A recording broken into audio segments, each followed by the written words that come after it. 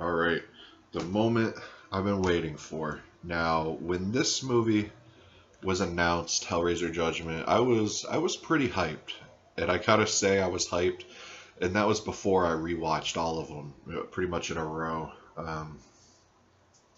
But right off the bat, I gotta say I actually really dug this movie. It didn't feel as cheap as Hellraiser Revelations, but it felt cheap. I mean, it's the second cheapest feeling one.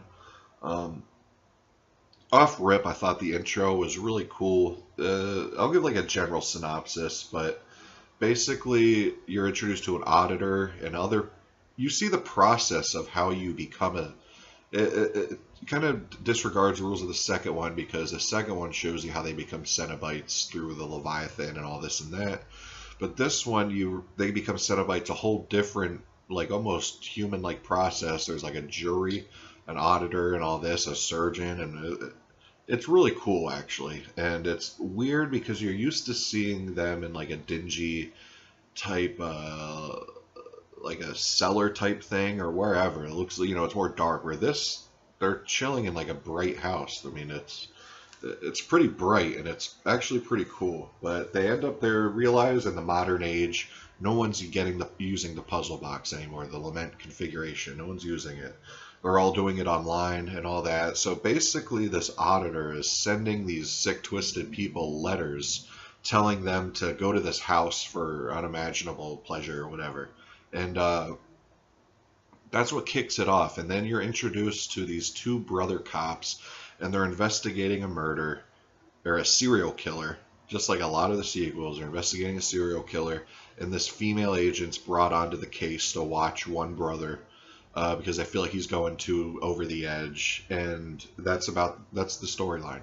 And if you've seen all the Hellraiser sequels, you can guess the twist a mile away.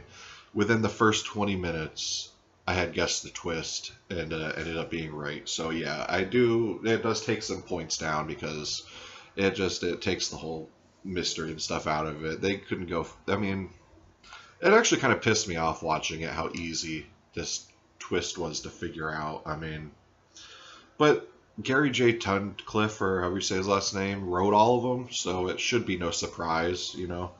But I do give this props in the makeup department. I thought the guy, I should give him props. Of course, they don't have any of the actors or anything on the back, so I got to give the guy props, and it's not there. But his name is Paul T. Taylor. He did a really good job as Pinhead, I thought. I thought his makeup was cool. I thought his vibe was cool. He like sat in this throne the most of the time, and I just thought he looked pretty badass. Definitely head and shoulders above the last Pinhead for sure. And there was one part in this too. There's like an angel character that was like on the good side. It totally fell out of place, my opinion. I thought it was bizarre. I thought if she wasn't in it, it would have made this movie a lot better. Yeah, the auditor, who actually the director played the auditor, he really cool performance. There was some really nasty stuff in it, a lot of puking, just a lot of cool stuff. I mean, and I give this props too. No CGI chains like Deader. Yeah, I just thought it was really well done. I thought the actress who played the female detective was really pretty hot. I thought the surgeon and that whole thing, they looked too human-like. They weren't Cenobite looking to me at all. I mean, the auditor and Pinhead, Cenobite looking. And then there's like the two twins from part 5 are there too in the corner chilling it with Pinhead. But the surgeon felt totally out of place, and the jury was actually kind of cool, that whole vibe of that. There's some nudity with that too for people looking for that. Now, I gotta say, before I get to the Blu-ray stuff,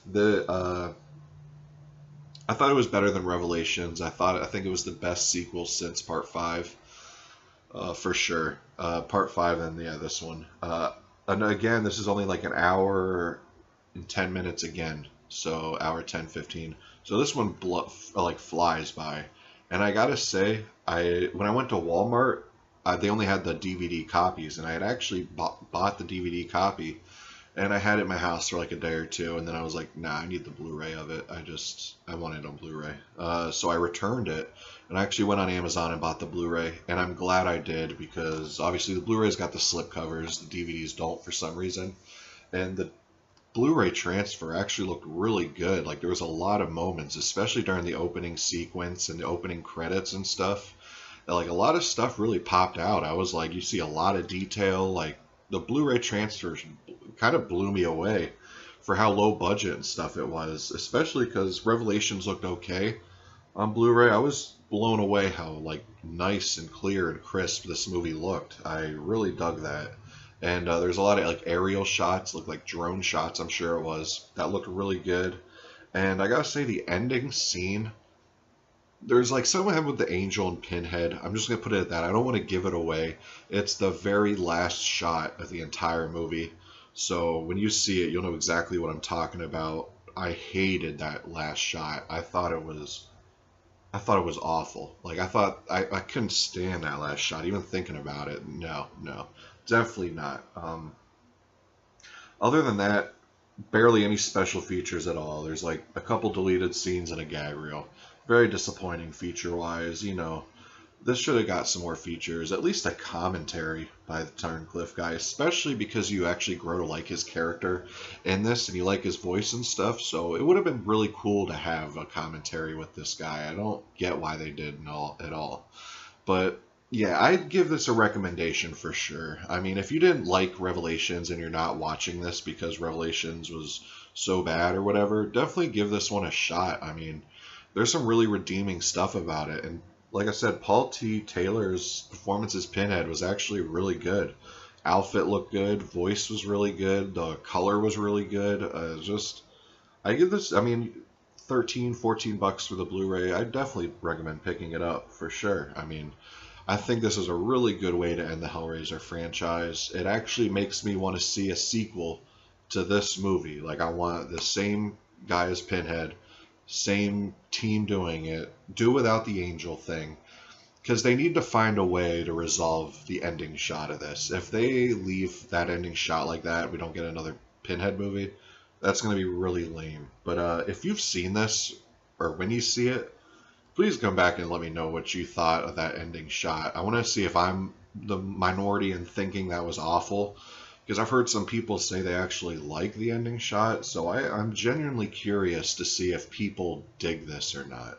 The ending shot, I mean. But anyways, guys, I'm thanking God that the Hellraiser franchise is over. Just watch 10 of them, and they get brutal after a while. Not in a good way brutal, like clock watching brutal. But anyways, guys, I'll come at you with another review tomorrow, and it'll be some more variety. I won't do a franchise show for a little bit. I mean, I still got to do the last American Ninja title, but there's a lot of like Argento titles I really want to do. I want to do Long. I want to do a bunch of them. I mean, I got to do the Death Wish franchise too.